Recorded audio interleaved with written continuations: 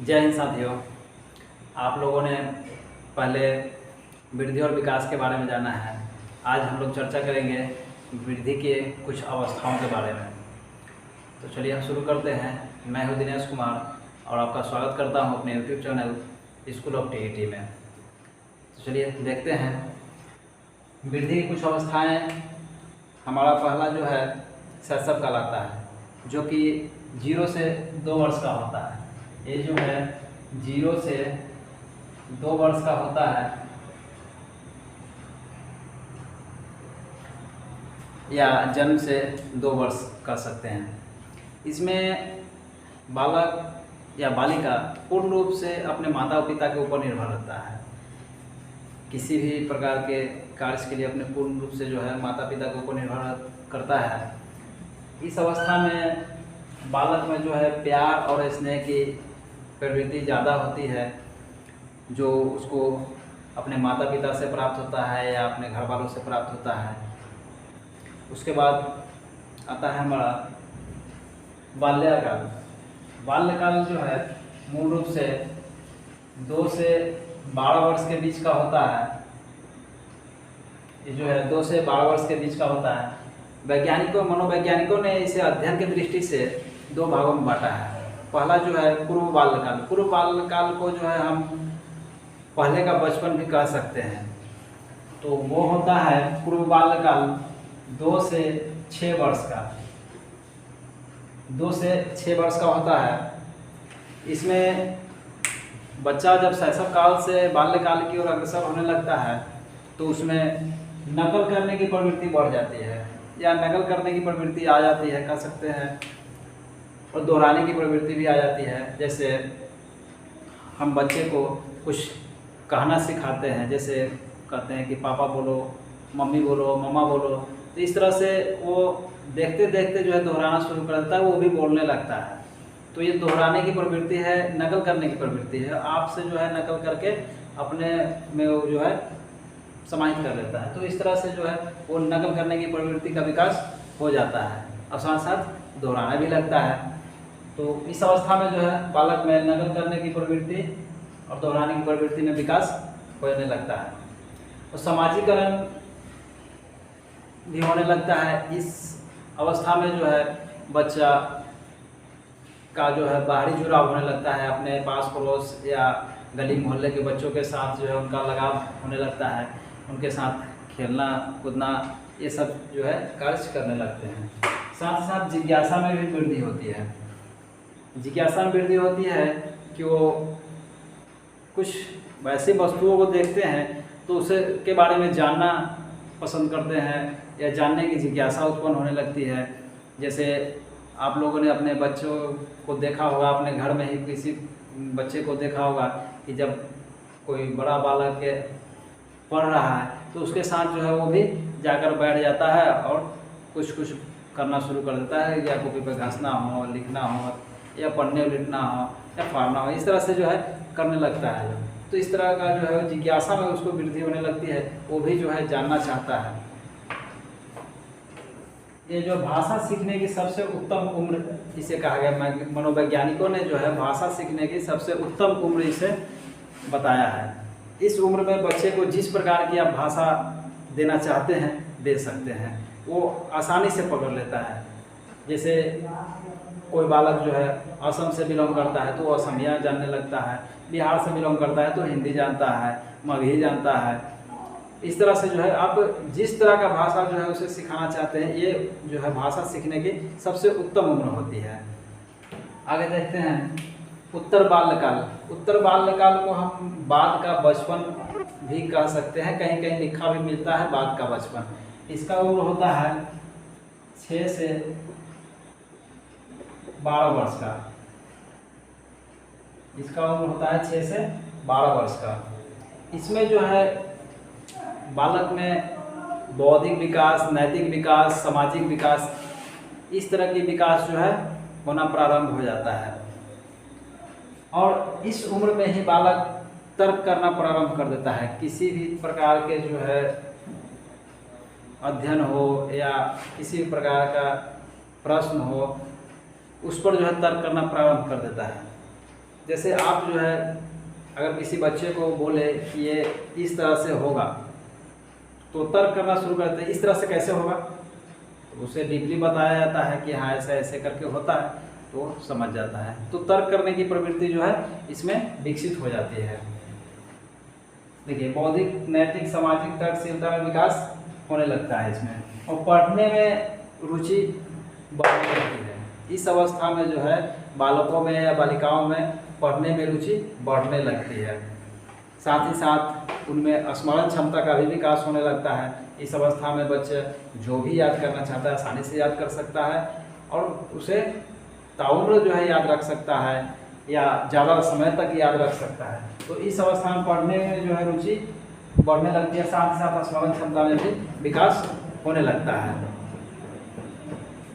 इस अवस्था में ही समलैंगिक दोस्त बनाना प्रारंभ कर देते हैं, उनमें रुचि बढ़ जाती है समलैंगिक दोस्त बनाने की। जैसे कोई बालक है तो बालक का जो है ना साथ दोस्ती करेगा, कोई बालिका है तो बालिका के साथ जो है दोस्ती करेगा, लड़की के साथ दोस्ती करेगा। वो जो है इस तरह जो है समलैंगिक व्यक्ति के साथ दोस्ती करना प्रारंभ कर देते हैं, दोस्ती करने की रुचि बढ़ने लगती है। खोज दृष्टिकोण जो है इसमें विकसित होने लगता है। खोज दृष्टिकोण के लिए जो है वो इधर उधर भटकने लगते हैं, घूमने लगते हैं, किसी भी प्रश्न को लेकर के, किसी भी प्रकार के जो है असमंजस को लेकर के वो अपना खोज करना प्रारंभ कर देते हैं, चाहे वो किसी भी प्रकार का हो, खोज करना प्रारंभ कर देते हैं। चलिए आगे देखते हैं किशोरावस्था। किशोरावस्था इसका उम्र होता है 12 से 18 वर्ष का। 12 से 18 वर्ष का। इस अवस्था में जो है बालक और बालिकाओं के लंबाई और भार में वृद्धि होने लगती है। इस अवस्था में बालक बालिकाओं में जो है परिपक्वता आने लगती है। वो बाल्यावस्था से किशोरावस्था की ओर जब अग्रसर होते हैं तो उनमें परिपक्वता आने लगती है। तो 12 से 14 वर्ष की उम्र में 12 से 14 वर्ष की उम्र में 12 से 14 वर्ष की उम्र में बालिकाओं में यानी लड़कियों में जो है भार, लंबाई और मांसपेशियों में जो है वृद्धि होती है। और 14 से 16 वर्ष की उम्र में 14 से 16 वर्ष की उम्र में बालकों के लंबाई, भार और मांसपेशियों में जो है वृद्धि होती है। उनकी लंबाइयाँ बढ़ने लगती है, उनका शरीर का वजन बढ़ने लगता है, इस तरह जो है होने लगता है। इसी अवस्था में जो है बालक और बालिकाओं में मतलब का भाव उत्पन्न होता है। ये किशोरावस्था जीवन की ऐसी अवस्था है जो सबसे क्रिटिकल है, मतलब कहने का है कि ये सबसे संवेदनशील अवस्था है। इसी अवस्था में जो है बालक या बालिकाओं में सही और गलत का चुनाव करना होता है, सही मार्गदर्शन की ज़रूरत होती है। चलिए इस पर भी थोड़ा बात करेंगे। तो उससे पहले मतलब का भाव जो है उत्पन्न होने लगता है इसी अवस्था में। जैसे मैं कौन हूँ, मैं ऐसा हूँ, मैं वैसा हूँ, मतलब कहा जाता है। जैसे हम लोग कहते हैं इसको घमंड आने लगता है, घमंड आ गया है, तो इस तरह का जो है भाव उत्पन्न होने लगता है। इस अवस्था में जो है बुद्धि का पूर्ण विकास हो जाता है, कह सकते हैं बुद्धि का पूर्ण विकास हो जाता है इसी अवस्था में। इस अवस्था में जो है स्मरण का विकास होता है। जैसे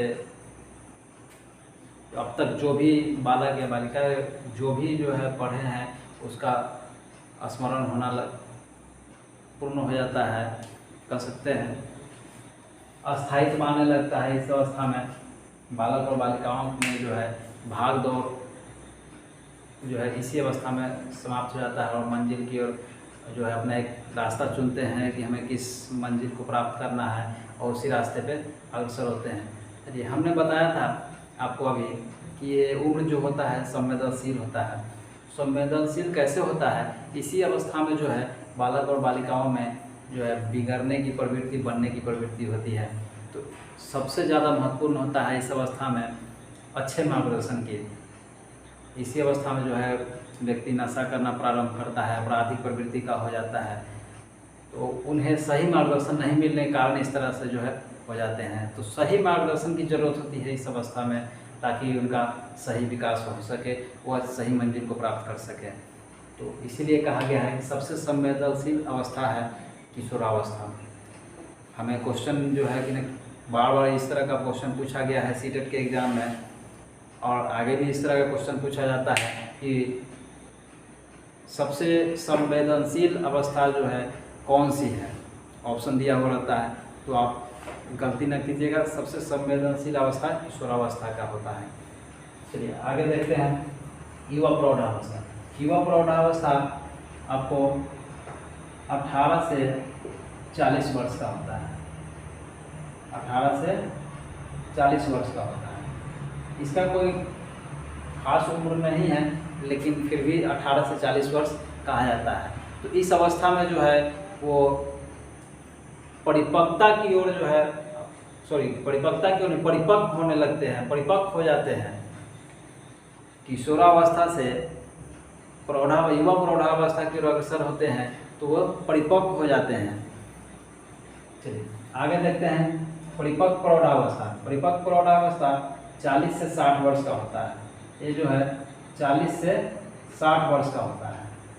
इसमें जो है शारीरिक विकास में गिरावट आने लगती है। व्यक्ति के शारीरिक विकास में जो है गिरावट आने लगती है, जैसे बाल सफ़ेद हो जाना, मांसपेशियाँ जो है मांसलट ढीला पड़ जाना, स्मरण क्षमता में कमी हो जाना, इस तरह का जो है होने लगता है। मतलब शरीर जो है ढलने लगता है परिपक्व प्रौढ़ावस्था में, जो है 40 से 60 वर्ष का होता है।